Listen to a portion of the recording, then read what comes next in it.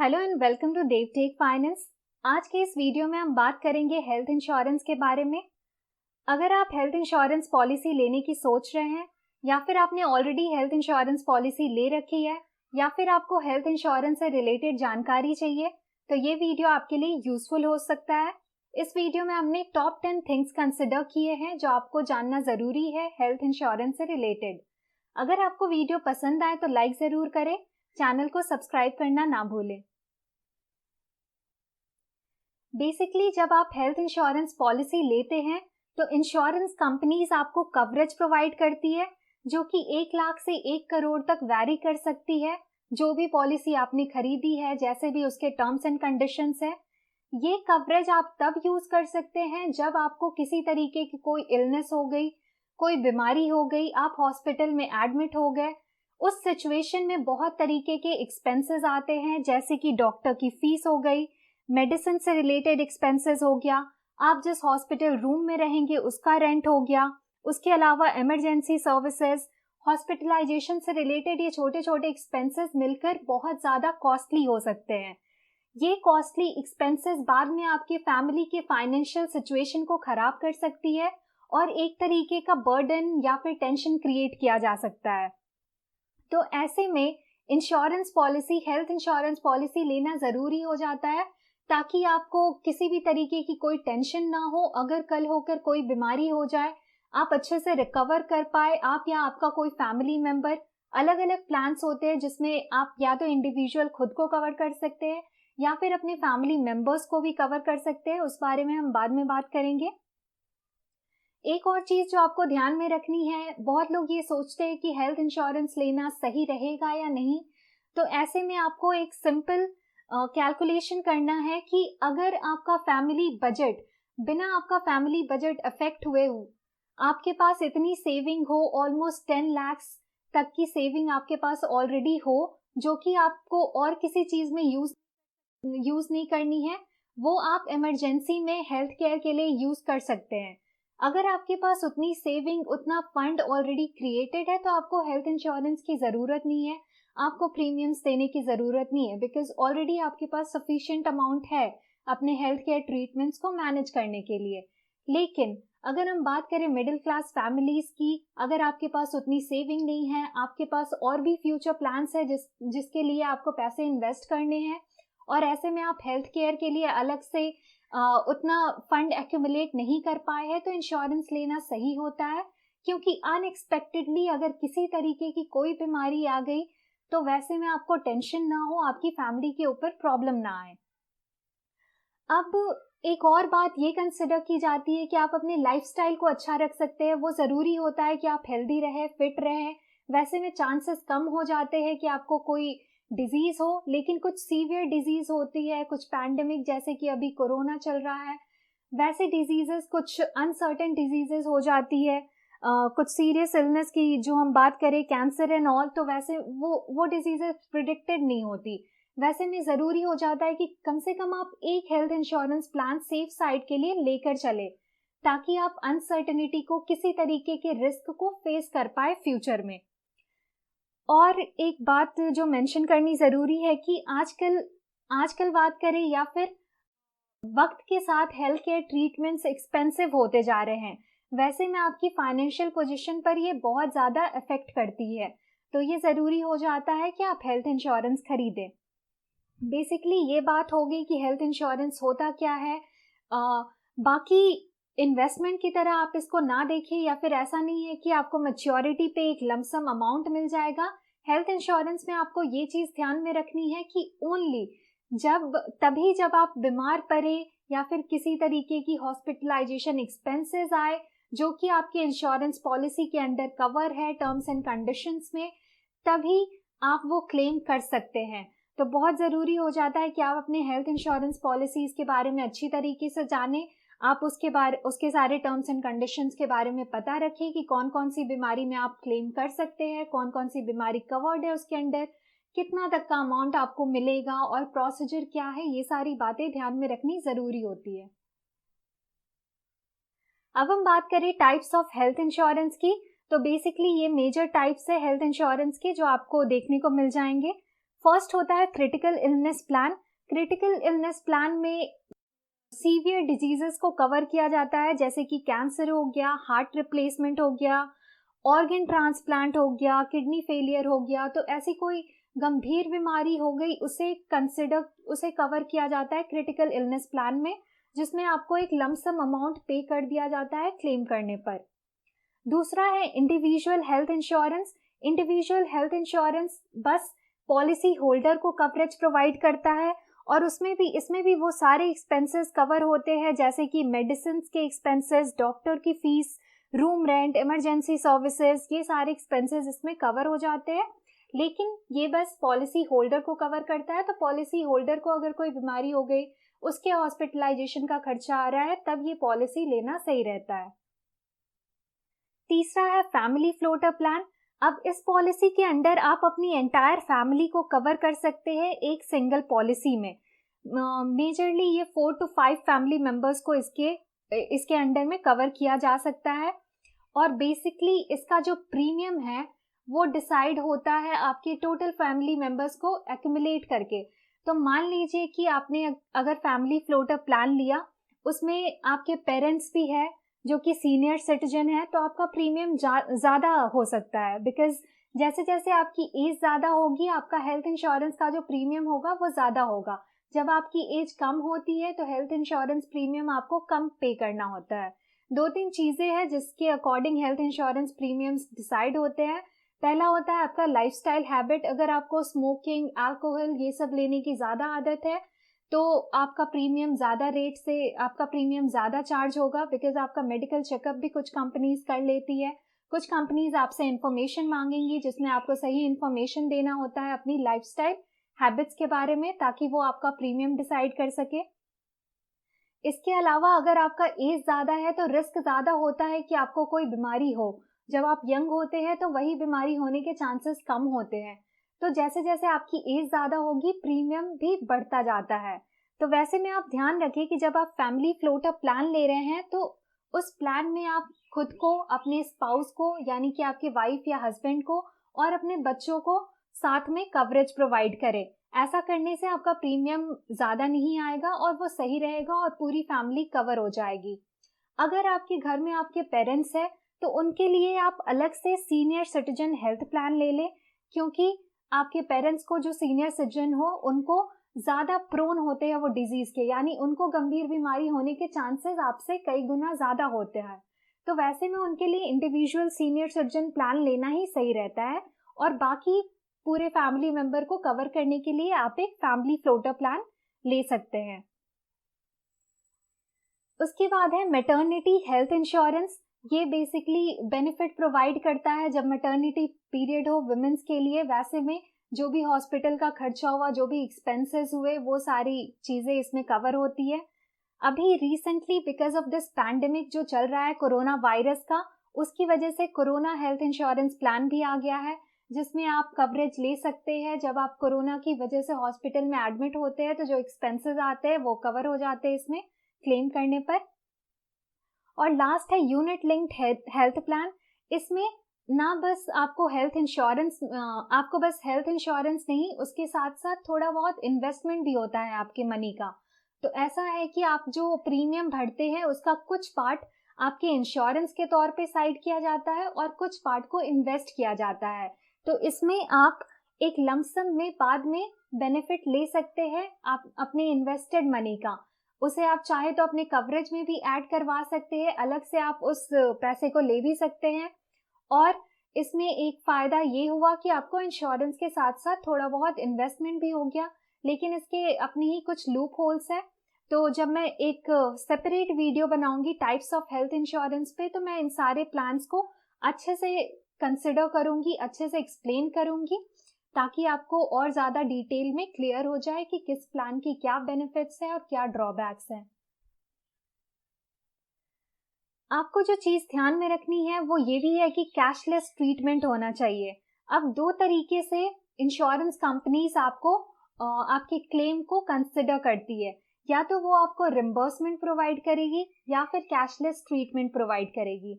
Reimbursement वो हुआ कि मानिए आपको कोई बीमारी हो गई, आप हॉस्पिटल में एडमिट हो गए, जितना भी एक्सपेंसेस आया आपने अपने तरफ से सारे एक्सपेंसेस पे किए। बाद में आपने सारे बिल्स को एक जगह जमा करके रखा, वो बिल आपने अपनी इंश्योरेंस कंपनी को दिखाया, उस बिल के आधार पर आपका जितना एक्सपेंस हुआ है वो इंश्योरेंस कंपनी पैसा उतना रिम्बर्स कर देगी। अगर वो पॉलिसी के अंडर में उतना सम अश्योर्ड हो तो वो आपको रिम्बर्स कर देगी, यानी आपके अकाउंट में वो पैसा चला जाएगा। लेकिन जब आप यहाँ हॉस्पिटल में थे तब आपने अपने तरफ से पैसा लगाया, बाद में आपने क्लेम किया और ये रिम्बर्समेंट में आपको मिल गया। तो हम बात कर रहे कैशलेस की, वो हो गया रिम्बर्समेंट। कैशलेस में क्या होता है, आप जैसे ही हॉस्पिटल में एडमिट हुए आप वहाँ के हॉस्पिटल के स्टाफ से बात कर सकते हैं और पॉलिसी नंबर दे सकते हैं। अगर वो हॉस्पिटल आपके इंश्योरेंस कंपनी के नेटवर्क में हो, नेटवर्क में होना यानी टाई अप हो दोनों का एक साथ। इंश्योरेंस कंपनीज का जनरली बहुत सारे हॉस्पिटल के साथ टाई अप्स होता है, तो ये भी आपको जानना जरूरी है। जिस भी इंश्योरेंस कंपनी से आप पॉलिसी ले रहे हैं आप उसके नेटवर्क टाई अप्स देख ले हॉस्पिटल्स के, तो अराउंड 5,000 से 10,000 तक, 5,000 से 10,000 तक हॉस्पिटल्स के साथ टाई अप्स रहता है जनरली इन इंश्योरेंस कंपनीज का।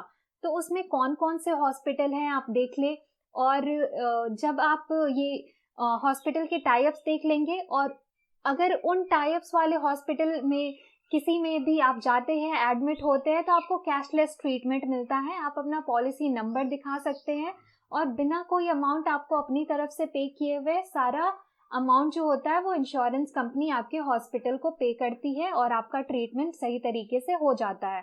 तो आपको अपने तरफ से पैसा लगाने की और बाद में रिम्बर्समेंट करवाने की ज़रूरत नहीं पड़ती, ऑटोमेटिकली सारी चीज़ें हैंडल हो जाती हैं इंश्योरेंस कंपनी और हॉस्पिटल के बीच। तो इसलिए ज़रूरी होता है कि आप अपने इंश्योरेंस कंपनी के नेटवर्क टाई अप्स देख लें, कौन कौन हॉस्पिटल के साथ टाई अप है, और जो भी हॉस्पिटल आपके करीब में हो और जो टाई अप में हो उस हॉस्पिटल में आप कंसिडर करें जब भी कोई बीमारी हो वहाँ एडमिट होना या फिर वहाँ पे अपना इलाज करवाना, ताकि आपको ये फैसिलिटी मिल सके। और ये बहुत ज़रूरी होता है, बहुत इंपॉर्टेंट फैसिलिटी है ये, ताकि आपको किसी तरीके की टेंशन ना आए जब आप किसी इलनेस के थ्रू जा रहे हो। चौथी चीज जो आपको ध्यान में रखनी है वो है क्लेम सेटलमेंट रेशियो। जब भी आप किसी इंश्योरेंस कंपनी से हेल्थ इंश्योरेंस लेने जाए तो आप उनका क्लेम सेटलमेंट रेशियो जरूर चेक करें। बेसिकली ये रेशियो दिखाता है कि जितने क्लेम्स हुए, क्लेम करना यानी जब आपको वो बीमारी हुई और आपने क्लेम किया कि मुझे ये इंश्योरेंस अमाउंट चाहिए क्योंकि टर्म्स एंड कंडीशंस के अकॉर्डिंग मुझे ये डिजीज हुई है, इतना एक्सपेंसेस आया है, आपको कवरेज प्रोवाइड करना था, तो मैं क्लेम कर रहा हूँ कि आप उतना कवरेज मुझे प्रोवाइड करें। तो ये हो गया क्लेम करना। तो क्लेम सेटलमेंट रेशियो होता है कि इंश्योरेंस कंपनी ने जितने पॉलिसी होल्डर्स ने क्लेम किया उसमें से कितने का क्लेम उन्होंने एक्सेप्ट किया और कितनों को रिजेक्ट कर दिया। तो बहुत बार ये भी होता है कि क्लेम्स रिजेक्ट हो जाते हैं, मे बी वो डिजीज कवर नहीं हो आपकी पॉलिसी में, या फिर और भी रीजंस हो सकते हैं जिसके कारण आपका क्लेम रिजेक्ट हो जाए। चांसेस कम होने चाहिए कि क्लेम रिजेक्ट हो, इसलिए आपको ज़रूरी होता है क्लेम सेटलमेंट रेशियो देखना। तो इंश्योरेंस कंपनी का क्लेम सेटलमेंट रेशियो देखें कि कितने क्लेम्स हैं जो सेटल किए हैं उन्होंने, कितने क्लेम्स हैं जो रिजेक्ट किए हैं। तो हमेशा ध्यान रखें कि हाई क्लेम सेटलमेंट रेशियो ही आप कंसिडर करें। कम से कम 65 to 95% होना चाहिए। मतलब अगर 100 लोगों ने क्लेम किया तो उसमें से कम 65 से 95 लोगों को जो क्लेम अमाउंट था वो मिल गया, उनका कवरेज मिल गया, सही तरीके से सारी चीज़ें सेटल हो गई। तो क्लेम सेटलमेंट रेशियो जितना हायर रहे, जितना ज़्यादा रहे, उतना ही बेहतर होता है। अब हम बात करते हैं डॉक्यूमेंट्स रिक्वायर्ड की। जब आप पॉलिसी खरीदने जाते हैं किसी इंश्योरेंस कंपनी से हेल्थ इंश्योरेंस से रिलेटेड, तो ये सारे जो बेसिक डॉक्यूमेंट्स है वो आपको चाहिए होंगे। आइडेंटिटी प्रूफ के तौर पे आप पैन कार्ड, आधार कार्ड, पासपोर्ट, ड्राइविंग लाइसेंस, ये सारी चीज़ें ले सकते हैं। एड्रेस प्रूफ के तौर पे कोई भी एक चीज़ काम करेगी आइडेंटिटी प्रूफ के तौर पे। एड्रेस प्रूफ में भी आपका bank account statement, electricity bill, passport, voter ID, कोई भी एक प्रूफ आप दिखा सकते हैं एज एड्रेस प्रूफ। फिर इनकम प्रूफ के तौर पे आप अपनी salary slip, form 16 income tax return का, या फिर एम्प्लॉयर सर्टिफिकेट शो कर सकते हैं। एज प्रूफ के तौर पे अगेन आपका पैन कार्ड वैलिड होगा, driving licence, passport, voter ID. अगर आपका कोई पास्ट का मेडिकल रिपोर्ट है तो वो दिखाना ज़रूरी हो जाता है, क्योंकि अगर आपको पहले से कोई बीमारी है, प्री एग्जिस्टिंग डिजीज़ है, तो इसके बारे में आप अपने इंश्योरेंस कंपनी को बताएं हेल्थ इंश्योरेंस पॉलिसी लेने से पहले, ताकि सही पॉलिसी आपको दी जा सके। और अगर उस प्री एग्जिस्टिंग डिजीज़ की वजह से भी कुछ प्रॉब्लम आती है तो उसे कवर किया जा सके। तो medical checkup, then passport size photo, ये भी ज़रूरी होता है। पासपोर्ट साइज फ़ोटो आपको कैरी करना होता है। तो ये जो बेसिक डॉक्यूमेंट्स है जो आपको चाहिए होंगे हेल्थ इंश्योरेंस पॉलिसी खरीदने के वक्त। अब हम बात करते हैं टैक्स बेनिफिट के बारे में। अगर आपने हेल्थ इंश्योरेंस ले रखा है या फिर फ्यूचर में भी आप हेल्थ इंश्योरेंस लेंगे, तो आप भूलें मत कि जब भी आप अपना टैक्स रिटर्न फाइल करें, टैक्स के लिए फाइलिंग करें, तो आप अपना क्लेम कर सकते हैं टैक्स एडवांटेज, जो कि आपको हेल्थ इंश्योरेंस प्रीमियम जो आप पे करते हैं उस पर मिलता है। तो ये सेक्शन 80D के अंडर कवर होता है इनकम टैक्स एक्ट के। जो भी आपने प्रीमियम्स पे किया है हेल्थ इंश्योरेंस पॉलिसी का, वो आप क्लेम कर सकते हैं। उसमें आपको टैक्स में थोड़ी बहुत छूट मिल जाती है, तो वो आपके लिए फ़ायदेमंद हो सकता है। अब कुछ टिप्स है कि कैसे आप बेस्ट हेल्थ पॉलिसी खरीद सकते हैं। सबसे पहले आप कवरेज अमाउंट ध्यान में रख के चले, क्योंकि ऑलरेडी मैंने बता चुकी हूँ कि हॉस्पिटल एक्सपेंसेस बहुत ज़्यादा हो रहे हैं, ट्रीटमेंट्स आजकल कॉस्टली हो चुकी है, देन कोई सीवियर डिजीज़ होने के भी चांसेस होते हैं। ऐसे में कवरेज अमाउंट अच्छा ज़्यादा होना चाहिए, ताकि आपको किसी भी तरीके की फाइनेंशियल प्रॉब्लम ना आए। तो कवरेज अमाउंट देख कर चले।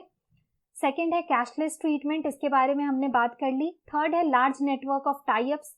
नेटवर्क ऑफ टाइप ये भी बहुत ज़रूरी होता है। आप देख लें कि आप जिस इंश्योरेंस कंपनी से पॉलिसी खरीद रहे हैं उसके कौन कौन से हॉस्पिटल के साथ टाइप है, और वो हॉस्पिटल आपके आसपास में होना चाहिए, ताकि कोई भी इमरजेंसी में आप उस हॉस्पिटल में एडमिट हो सके, आपको कैशलेस ट्रीटमेंट्स मिल सके और सारी चीज़ें सही तरीके से चले।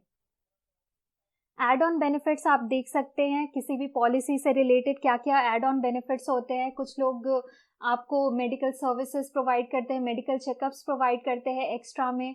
तो ये सारी सर्विसेज, एम्बुलेंस की सर्विसेज भी प्रोवाइड की जाती है, ये सब आप देख सकते हैं। रूम रेंट की जो कैपिंग होती है, तो रूम रेंट वो कितना तक प्रोवाइड कर सकते हैं, इन सारी चीज़ों को आप कंसिडर कर सकते हैं एड ऑन बेनिफिट्स में।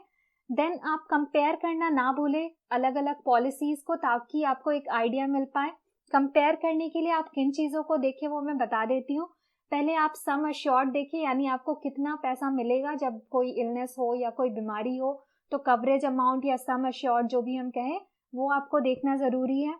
सेकेंड, आप क्लेम सेटलमेंट रेशियो ध्यान में रखें। क्लेम सेटलमेंट रेशियो अच्छा होता है, अच्छा होना चाहिए, जितना ज़्यादा हो उतना ही बेहतर है। 70 to 90% के बीच कोई भी आप कंसिडर कर सकते हैं, ताकि आपके क्लेम रिजेक्ट होने के चांसेस कम हो, क्लेम एक्सेप्ट होने के चांसेस ज़्यादा हो। थर्ड, आप नेटवर्क देख ले टाइप्स का, ताकि आपको कैशलेस ट्रीटमेंट मिल सके।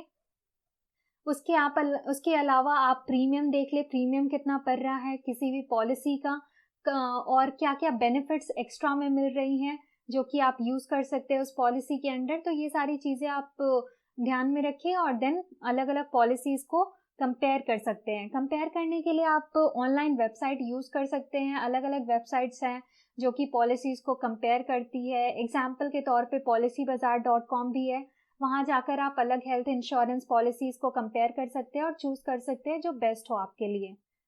क्लेम सेटलमेंट रेशियो ऑलरेडी हमने इस बारे में बात कर ली। No claim bonus, no claim bonus भी एक एक्स्ट्रा बेनिफिट है जो आपको ध्यान में रखनी है। तो it is a discount that policy holder receives from the insurer for every year claim is not made. तो हर साल जब आप क्लेम नहीं करते हैं, आपको कोई बीमारी नहीं हुई, कोई खर्चा नहीं आया, मतलब आपने क्लेम नहीं किया लेकिन आपने प्रीमियम पे किया, वैसे में अगर आपको बोनस मिलता है तो वो एड ऑन बेनिफिट होता है, वो अच्छा होता है आपकी पॉलिसी के लिए। तो ये बोनस बाद में आपको कवरेज के टाइम पे ऐड हो जाएगा, या फिर आपकी प्रीमियम है उसे कम कर दिया जाएगा। तो ये सारी चीज़ें नो क्लेम बोनस में फ़ायदेमंद होती है, जिसे आप कंसिडर कर सकते हैं। बेनिफिट्स टू लुक फॉर, अब कौन कौन सी चीज़ें आपको ध्यान में रखनी चाहिए जब आप इंश्योरेंस पॉलिसी खरीद रहे हैं। तो आप देख सकते हैं pre and post hospitalisation expenses, ये सारी एड ऑन बेनिफिट्स है जो आपको ध्यान में रखनी चाहिए। जो मेजर थी उसके बारे में हमने ऑलरेडी बात कर लिया। Pre and post hospitalisation expenses बहुत बार होता है कि जब आप हॉस्पिटल में नहीं है उससे पहले से आपको कुछ एक्सपेंसेस हो रहे हैं, आप मेडिसिन के लिए पे कर रहे हैं, आप अपने घर पे ही हैं लेकिन फिर भी खर्चे आ रहे हैं उस बीमारी की वजह से, तो वो हो गया आपका प्री हॉस्पिटलाइजेशन एक्सपेंस। कुछ कंडीशंस में हॉस्पिटलाइजेशन, आप हॉस्पिटल से बाहर आ गए फिर भी आपका ट्रीटमेंट चल रहा है, नर्सेस प्रोवाइड की हुई है आपका ध्यान रखने के लिए, उसका खर्चा आ रहा है, आपको अपने मेडिसिन का खर्चा आ रहा है, तो वो हो गया पोस्ट हॉस्पिटलाइजेशन। तो ये आप ध्यान में रखें कि प्री और पोस्ट हॉस्पिटलाइजेशन के एक्सपेंसेस भी अगर वो पॉलिसी बेयर करती है तो ये अच्छा बेनिफिट होता है उस पर। सेकेंड, आपको हेल्थ चेकअप्स अगर प्रोवाइड करती है तो ये भी बेनिफिट सही है। थर्ड, आपके एम्बुलेंस के चार्जेस हो सकते हैं। देन प्री एग्जिस्टिंग डिजीज, पहले से कोई बीमारी है तो उसे कंसिडर करती है अगर आपकी पॉलिसी, वो भी सही है। ट्रीटमेंट एक्सपेंसेस मेजर है, ये कौन कौन से ट्रीटमेंट कंसिडर करती है, कौन कौन से डिजीजेस कवर्ड है, आपको क्या लगता है कौन सी डिजीज हो सकती है या मोर प्रोन है, यानी ज़्यादा चांसेस होते हैं उस डिजीज के होने के, वो सारी चीज़ें आप कंसिडर कर सकते हैं। रूम रेंट कैपिंग देख सकते हैं, बिकॉज हॉस्पिटल रूम का अलग से खर्चा आता है, तो वो कितना रेंट प्रोवाइड करती है अपने पॉलिसी के अंडर, वो भी आप ध्यान में रख सकते हैं। Lastly, top health insurance companies जहां से आप पॉलिसी खरीद सकते हैं। अभी ये सारी कंपनीज सबसे बेहतर परफॉर्म कर रही हैं, इनका रेशियो, क्लेम सेटलमेंट रेशियो अच्छा है और इनके नेटवर्क्स, टाई अप नेटवर्क्स भी बहुत ज़्यादा है, तो आप इन इंश्योरेंस कंपनीज को कंसिडर कर सकते हैं। इनकी रेटिंग अच्छी है, तो आप देख सकते हैं यहाँ पे Star Health insurance, HDFC Ergo health insurance, Manipal Cigna, Religare, Bajaj Allianz, Future Generali, Bharti Axa, ICICI, ये सारे हेल्थ इंश्योरेंस कंपनीज को आप कंसिडर कर सकते हैं। इनकी परफॉर्मेंस अभी अच्छी है, तो आप ये मोर रिलायबल है अगर आप कोई पॉलिसी खरीदना चाह रहे हैं तो। Thank you for watching. I hope आपको ये वीडियो पसंद आए। वीडियो को लाइक करना ना भूलें, शेयर करें, चैनल को सब्सक्राइब करें। Thank you all.